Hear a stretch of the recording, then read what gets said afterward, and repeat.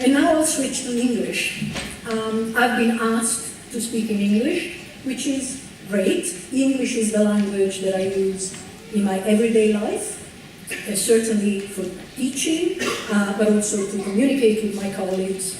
It's also the international language of science at the moment, so I think I'm very glad to have accepted this invitation. I'm an experimental linguist. I'm a linguist by training, but I favor experimental approaches to the study of bilingualism and language learning. And I'm also considered a bridge builder, because I think that we need to build more bridges across disciplines. We need to build an interdisciplinary framework if we really want to understand how bilingualism and language learning work across the lifespan. So we need bridges across different research fields, but we also need bridges from research to society. Because there are lots of misunderstandings about bilingualism that I'm going to briefly touch upon later. And so we really need to talk to people, and we need to learn from people. So it's not a one-way communication from us, the experts, to society. We learn a lot from society, and our research can benefit from interacting with different people. I'm lucky enough to work in Edinburgh, which is one of the best interdisciplinary places to study bilingualism over the lifespan. So we work a lot with psychologists, with cognitive neuroscientists, with the medical school, so with medics, and we have this center that I established a few years ago to communicate the results of research to society. And I'll come back to this. So I'm very lucky to be working in such a place. The research that I'm going to talk about is not just our research, of course, because none of us is an expert on all aspects of bilingualism, of course. Bilingualism is a complex phenomenon, and so there are many of us working often together to understand this phenomena better. The 3 points that I'm going to raise today are the following. First of all, I'm going to show that bilingualism affects the brain. So it really has consequences for the brain. It changes the brain in very significant ways. Then I'm going to show that bilingualism affects behavior. So it can affect the way we think and the way we use our mind in a variety of everyday situations. And then I'm going to show that bilingualism is a resource. It's an opportunity for societies. And so it should be valued as such by societies. First of all, let me clarify that by bilingual, I don't mean someone who's bilingual from birth. Many people think that you're not bilingual unless you learn 2 languages from birth and you know them perfectly. You know them to the same high level. This is not the way we researchers use the term bilingual or multilingual. For us, a bilingual or multilingual is someone who knows more than 1 language, even if not to the same level. Whether they are babies who learn 2 languages from birth, whether they are children who learn 1 language first and then another, whether they are teenagers, so young adults who learn a new language, and even increasingly young adults, but also older adults. And we increasingly work with people in their retirement age, and people who approach a new language in their 70s, in their 80s. So bilingual means more than 1 language in the brain. It certainly doesn't mean 2 monolinguals in 1. So we shouldn't expect bilinguals to be exactly the same as monolinguals in language A and monolinguals in language B. And let's see why. First of all, bilingualism changes the brain. Now, there are 2 ways in which bilingualism can affect the brain.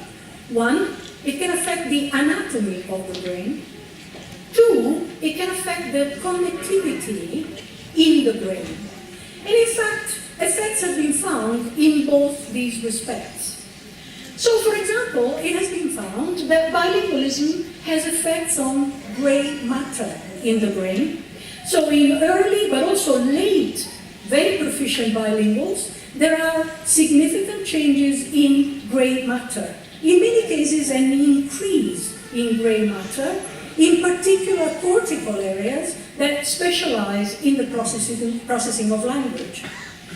Not in all cases do we find an increase. In some cases we find, if we want to call it, a rationalization of gray matter in the brain that looks like a decrease, but in fact it leads to more efficient organization of the brain. So definitely effects on gray matter, but also effects on how the different brain areas connect with each other. So increased connectivity has been found in early bilinguals in all the sub-networks that are involved in language processing and that are related to language control. What is interesting in this research is that these brain areas and these forms of increased connectivity also serve non-linguistic functions, and this is what we're going to turn to next. So we're not just talking about language functions or language areas, we're talking about more general changes that serve a range of more general functions that go beyond linguistic competence. There are more subcortical areas involved, and this is a new, very productive area of neurocognitive research. So increase the basal ganglia activity, for example, that is usually related to choosing the right action. So it can be related to choosing the right rule, depending on which language you use, and applying the right rule. But again, the effects are felt both in language, but also outside language. There is more involvement of the left caudate, which is a portion of the basic ganglia, which is usually involved in switching, not only from one language to the other, but also from one task to the other. So, is this surprising? Many people are surprised that bilingualism can change the brain. But in fact, this shouldn't be surprising because the brain is much more flexible than we ever thought. Neuroplasticity is really very visible in all kinds of research, and it has been found that the brain changes in reaction to different kinds of activities and different kinds of experience. For example, there was a very interesting study a few years ago about London taxi drivers. So London taxi drivers have been found to have an increased grey matter for the parts of the brain that are responsible for spatial orientation. Now, is this surprising? Obviously not. A taxi driver in London has to have very good spatial orientation and lots of experience in finding their way in a complex environment like London. So this has an effect on their brain. There are very important effects that have been found on musicians. So effects of the musical experience on the brain. So again, the brain is plastic, it's flexible, it reacts to this particular kind of experience that when it's done in a protracted and an intensive way. So we shouldn't be surprising that bilingualism and language learning have these effects. Now, when it comes to how bilingualism affects behavior, this is where things get very interesting and fascinating indeed. Because we shouldn't expect that because the brain changes, the behavior also automatically changes. We know that there is no one-to-one relationship between the brain, the neural substrate of behavior, and the behavior itself. But clearly, the changes in the neural substrate make certain kinds of change possible. Whether we see these changes, as we'll see later, is modulated by many other factors that can play a role. So, we have to distinguish between myths and facts when it comes to behavior. And because, as I said before, there are many misconceptions about the nature of bilingualism, particularly early bilingualism. So there are 3 common misconceptions, and this is not an exhaustive list. This is just 3 points that I'd like to raise now. One, many people think that a bilingual child is confused. So many people think that a young brain can't really cope with more than one language. If more than one language is introduced too early on, the child ends up not speaking any language properly. And I've heard this view expressed by several people these days. Another very common misconception, which is related to the first, is that if a child has a second language, they are going to have problems with the main language, the language of the community, which often happens to be the language of schooling. So Italian, in the case of Italy, English, where I live. So having another language may compromise the results, the school results of a bilingual child.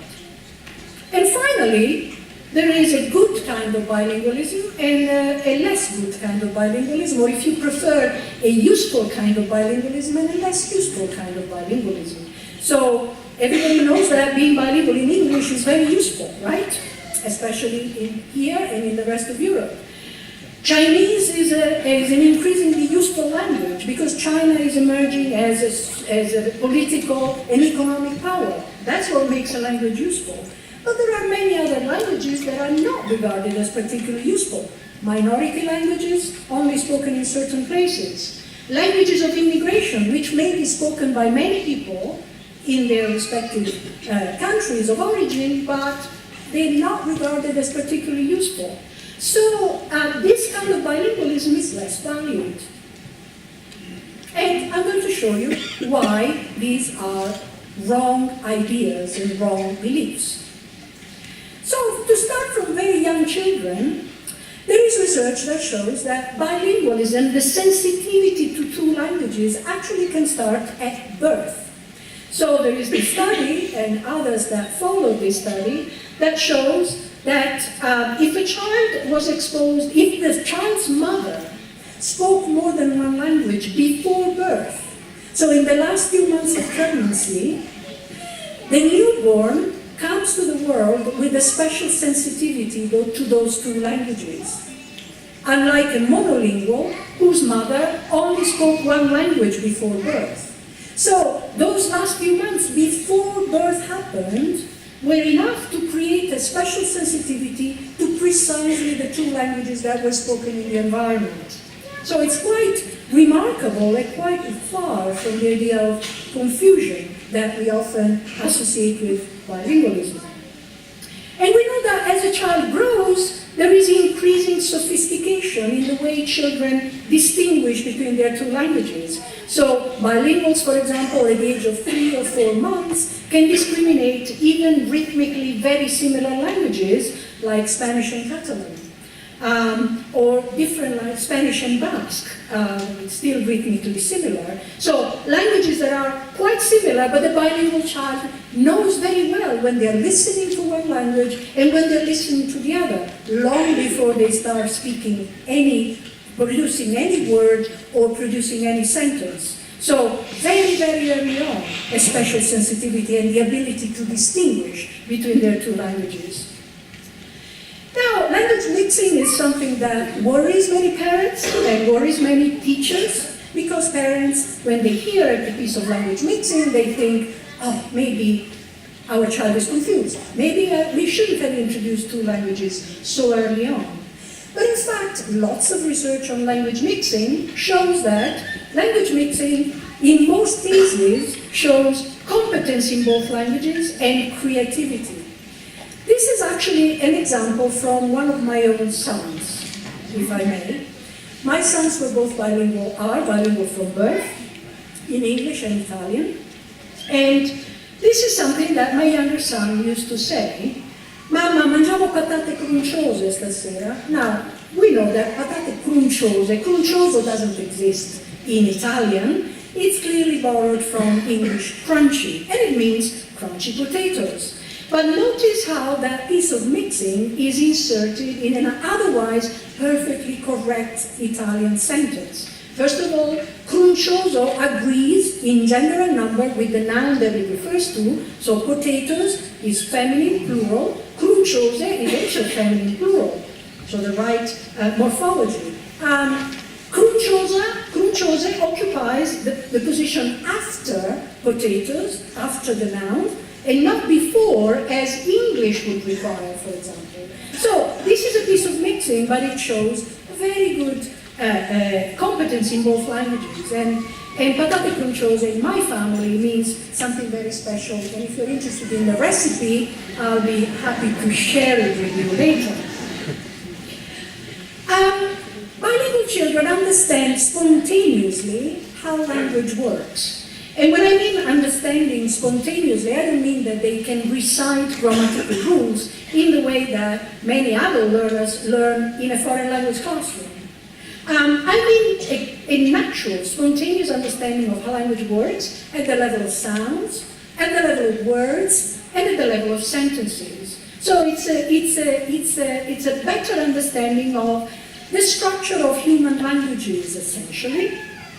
And because of this better understanding, spontaneous understanding of language, many bilingual children have better meta-linguistic abilities, which means they have better knowledge about language. They can treat language as an object much better than a monolingual child, and therefore they tend to be better at learning other languages. So if you know 2 languages, learning a third language, learning a fourth language is much easier than when you know only one. But also, they tend to have a better understanding of the structure of the majority language. Remember the misconception that I mentioned before.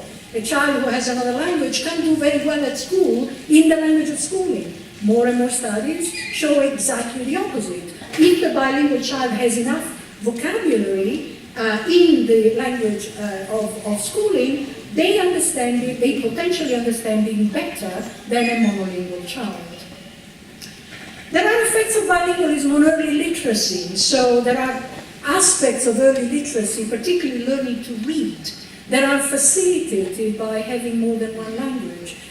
Again, when a sufficient vocabulary is learned, so for example, learning alphabetic languages like Italian or English, a bilingual child figures out earlier than a monolingual child that there are correspondences between each printed letter and a sound of the spoken language. So this system of correspondences is what defines an alphabetic system, and the system of correspondences of Italian is not the same, obviously, as the system of correspondences of a language like English, or a language like French, or a language like Spanish. But that's the fundamental discovery that any child who learns to read an alphabetic script needs to make. And that discovery is facilitated by bilingualism. Now, outside the domain of language, there are some fascinating effects of bilingualism on behavior.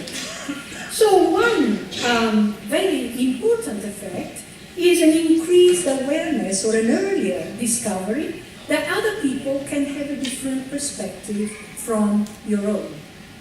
So this is a discovery that all children have to make, because all children are naturally egocentric when they're very young. They have to discover that they're not the center of the world and that not everybody shares their point of view or their perspective. So why does a bilingual child have a better sense of other people's perspective?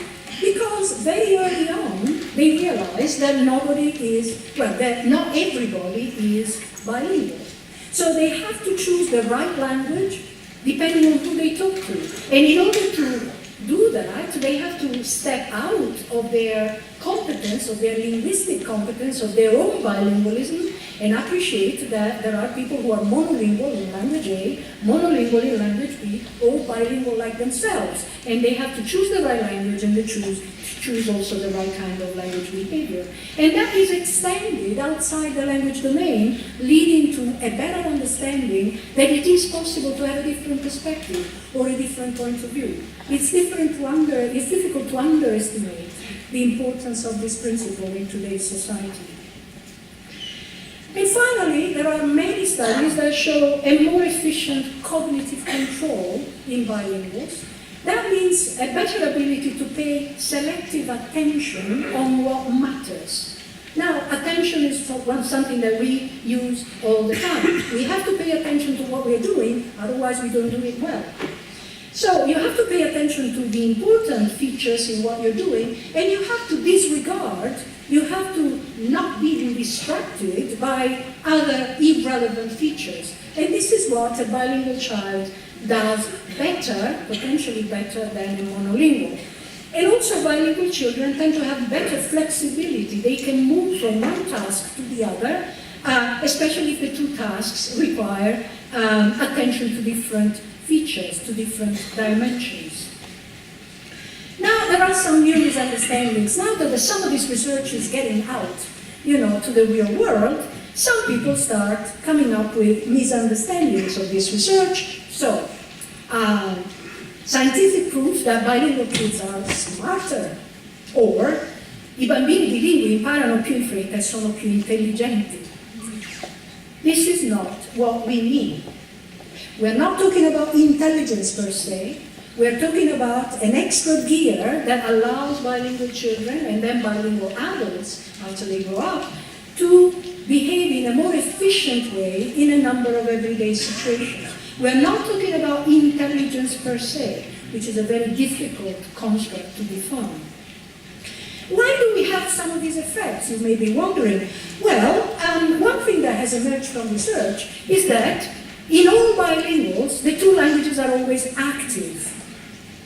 And that means that when they speak one language, bilinguals have to exclude the other language, or the other languages if they happen to be multilingual. So at the moment, that is not a very clear picture, but I'm speaking English to you, and my Italian is very much active in my brain, and I'm actively pushing it away, as well as the other languages I know, so that it doesn't interfere too much with my English. And this is something that bilinguals do all the time. You can't switch off a language and put it in the drawer in the morning, because today we're not going to need it. They're always active at the same time. So that is possibly one of the features, one of the reasons why we find some of these effects in bilinguals. Also, this is what might make bilinguals better at monitoring and handling conflicting information. So I have to pay attention to this, but I have to disregard that. Okay? And the roots may be in this simultaneous activation and control that all bilinguals have to exercise on their languages. But that is a very important point, because, as I said before, it doesn't really matter which languages a bilingual has in the brain. So what matters is the fact of having more than one. Not which languages they are, how many people speak them, whether they're spoken by 3 billion people or by 300 people on a remote island. Those are important socioeconomic factors, but from the point of view of the brain, there are no useful or useless languages. So all languages are important. All cases of bilingualism are important and should be valued as such.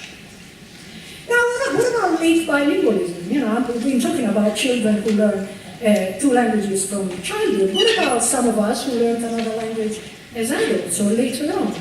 There are myths there too, right?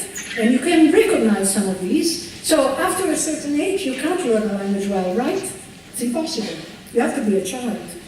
Or you can only learn through teaching and correction if you're an adult. So you go to a classroom and you have a teacher who tells you what the rules are, and the teacher corrects you when you make a mistake. Those are the ways adults learn, right? Or you have a language, of course, you have a language already, so that language is going to have an effect on the second language. So there's going to be transfer effects from the first language to the second language, but not the other way around, only in one direction. Now, what research shows is a very different picture. In Edinburgh, we specialize on looking at people who can reach an exceptionally high level of competence in a second language, even if they start learning the language as adults. We call these people near-native speakers, which is a little bit of an infelicitous term, because it seems to denote, that you're almost there but not quite.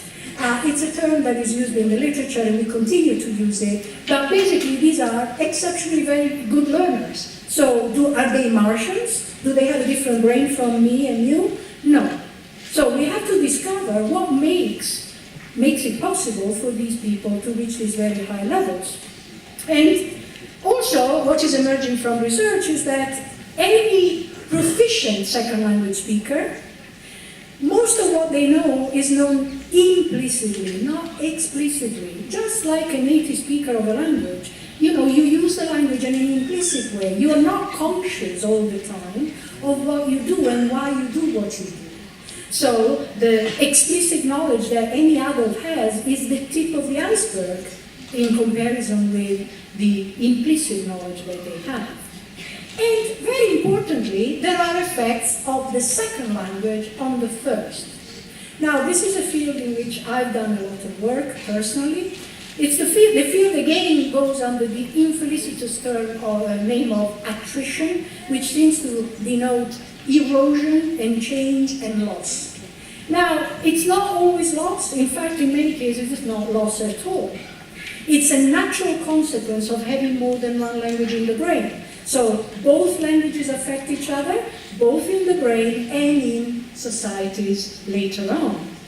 And what we are finding, very interestingly, is that what we see in attrition and what we see in very advanced acquisition actually converge.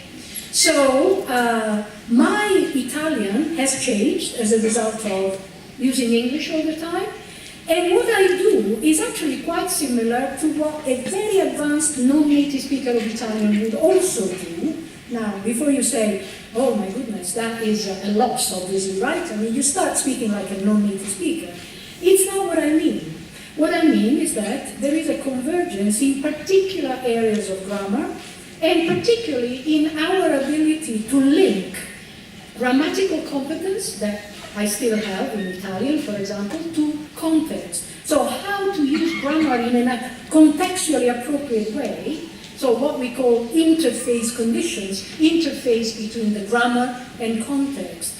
This is a very fertile ground for convergence between speakers experiencing attrition and non-native speakers. And we can go beyond that, and we are working on the hypothesis that in fact attrition and acquisition are two sides of the same coin, so that the more open your language is to change, the better you become in the second language. So successful second language learning in adults involves a reconfiguration of the cognitive network that serves and handles multilingualism in a way that affects both linguistic processes and non-linguistic processes.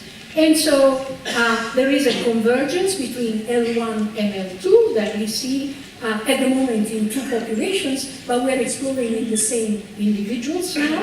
And that means that proficient bilinguals are not like monolinguals in either language, which is where I started from. Remember, not two monolinguals in one. And this is, one very productive way of looking at things that we're exploring at the moment. What about those cognitive effects that I talked about before for children?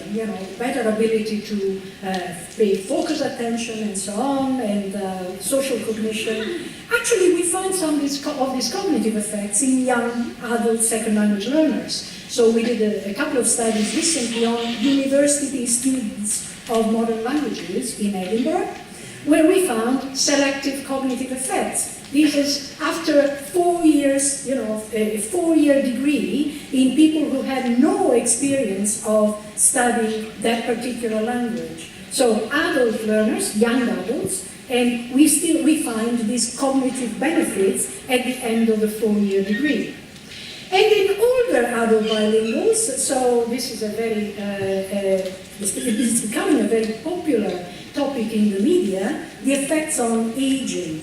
So the fact that bilingualism has been found to decline, to slow down the decline of cognitive abilities, so loss of short-term memory, for example, or loss of focused attention, both in normal aging and in pathological aging. So we have in Edinburgh a very good center for aging, the study of aging, with which we collaborate. And what makes this center special is that they have what we call the Lothian birth cohort. So these are people born in 1936 who were studied for the first time at age 11. So data were collected in 1947 from these people. And then again, at regular basis, 10 years later, 20 years later, 30 years later, and more recently in 2012. So some of these people are now 76, they were 11 in 1947. So what we find, what my colleagues find, who specialize in aging, is that cognitive behavior at age 11 predicts cognitive behavior at age 76. So there are individual differences. But for those adults who studied a second language, even as adults, okay, during their lifetime, cognitive behavior at 76 exceeds what can be predicted on the basis of their own baseline at age 11. So clearly there is a facilitation, an effect on cognitive performance at 76 due to the fact that these people learned a second language. We did a study on Gaelic recently where we studied people taking a 1-week intensive course in Gaelic on the island of Skye. Beautiful place, by the way. None of them knew any Gaelic whatsoever. People were aged 18 to 78, so we had a huge range of ages, all doing a 1-week intensive course. Everybody was measured, their cognitive behavior before the course, and then we measured it again after the course, and guess what? Everybody improved. But it's particularly the older people who improved most of all. And in fact, the people in their 70s showed a remarkable improvement. Their brain really responded in a very clear and significant way to this stimulation of the new language intensively taught over a week. Then we tested them again after 6 months and 9 months, the same people, and we discovered that those benefits were retained only if people had practiced at least 5 hours a week. If anybody had practiced less, those benefits had disappeared. But so intensive training has to be followed by intensive practice. And finally, effects on pathological aging that has been found by several studies. So a delay in the appearance of the first symptoms of certain cases of dementia or Alzheimer's disease. So 4 or 5 years later, that's the time interval, the difference between getting Alzheimer's if you're a monolingual and getting Alzheimer's if you're a bilingual. 4 and 5 years is an immensely long time in terms of individual autonomy, but also in terms of public health. So if these results are followed up by more research, this is really a very, very important discovery. And similarly, recovery after stroke has been found to be easier in certain kinds of stroke, of course, in bilinguals compared to monolinguals. More new misunderstandings here. So if you're bilingual, you don't get Alzheimer's, right? I get this question from many journalists, actually. In fact, it's not true, of course. I mean, if you get Alzheimer's, you get it anyway. But bilingualism acts as a form of cognitive reserve that can delay the first appearance of the symptoms. Once the symptoms are there, the disease follows its course. And again, we shouldn't be surprised because there are other kinds of experience that may have similar effects on aging, such as musical training, such as quilting, which is very popular in the United States, such as physical exercise or Zumba or whatever, dancing. All of those experiences should be compared because we're not saying that bilingualism is magic. It's one type of experience that forms a kind of cognitive reserve that benefits aging. These benefits are not always found, they're not automatic because many factors play a role. As I said, many factors can modulate the appearance of these symptoms. And this is because bilingualism is a gradient. Bilingualism is not a categorical black or white, either you're bilingual or you're not. It's not clearly quantifiable, and there are many factors that can play a role. For example, exposure to normal variation. If a child is exposed to a language only from one person, the parent who speaks that language, that's not the same as a child who's exposed to a community, or even to a mini community, several people speaking in different ways. Language distance, we still don't know whether, bilingual in English and Chinese has the same benefits as a bilingual in English and German, for example. So we need more research. Patterns of language use. Communities and families where people switch a lot from one language to the other, as opposed to situations where the two languages are completely separate and language A is only used at home and language B is only used outside the home. Attitude towards bilingualism. As we said, many people have prejudices and misconceptions about bilingualism and certain kinds of languages. So if a child realizes that one of their languages is not appreciated, can you blame him or her for not wanting to use it? Of course not. So there are important implications for society, for families, for policymakers who make regulations of how to teach languages in primary schools, for example, for multilingual classrooms and migrant children, which are a reality in all over Europe these days, and for regional minority languages. Just very briefly, bilingualism in the family is a commitment. It doesn't magically happen because I speak a language and my partner speaks another language. You have to create enough opportunities for exposure, engaging exposure that the child finds motivating. Variety of speakers, I've already mentioned. More than one certainly is better than one. Positive attitudes, encouraging a child, being interested in the language yourself.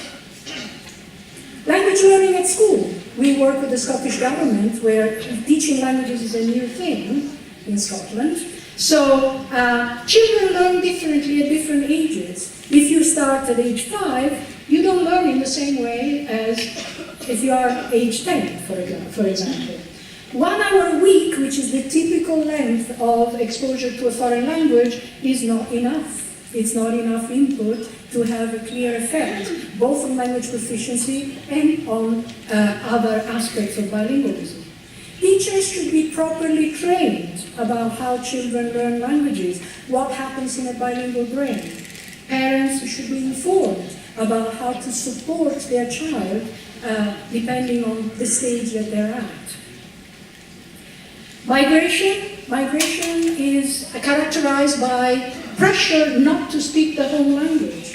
And we talk to migrants all the time, especially coming from certain countries. They come and they think they have to stop speaking their language to help their child to integrate and learn whatever the language of the country is. And we try to convince them that that's wrong. That in fact, maintaining their home language is not only not detrimental, but also definitely advantageous. Prestigious and non-prestigious bilingualism. This big difference between two high-status languages on one side and standard languages or regional minorities or dialects on the other. Again, from the point of view of the brain, as we said, that distinction is not there. So all cases of bilingualism should be regarded as resources, opportunities, things to invest in. Because bilingualism is vital for the transmission of minority languages. Minority languages die because they're not learned by children anymore. So when that process is interrupted, a language is bound to die. But also because speaking the minority language can give children the benefits of bilingualism, as we said before. So there is a bidirectional influence between minority languages and bilingualism.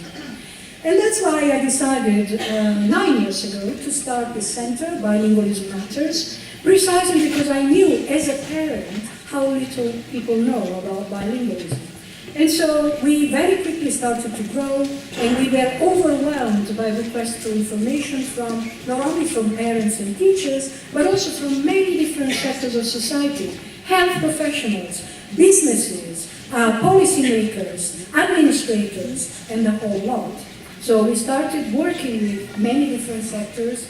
We do a lot of work with many different sectors. We are regularly in the media. We run courses and seminars all the time. And we have an international network both in Europe, in 10 different European countries. There are 3 branches in Italy, in Milan, in Trento, and in Siena, and 3 in North America. In fact, the 3rd I'll open next Wednesday in Los Angeles.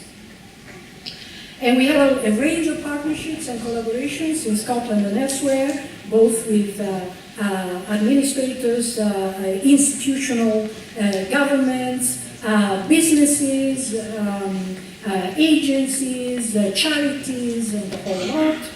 And we had a range of projects, mostly funded by the European Commission, which I truly hope will continue after Brexit, if Brexit unfortunately happens. But one of them I want to mention in particular, and this is a project, a theme that both Verona and Edinburgh are involved in. And this is a 5-year project that started in 2014 and will end in 2019. And we have 17 partner institutions, 8 European countries, and we work on different aspects of bilingualism and multilingualism over the lifespan. And we also work on dissemination. We are responsible for disseminating the results, which will take initially the form of policy briefs for the European Union. And I think it's time for me to stop, and I thank you again for listening, and please get in touch if you have any ideas or suggestions. Thank you.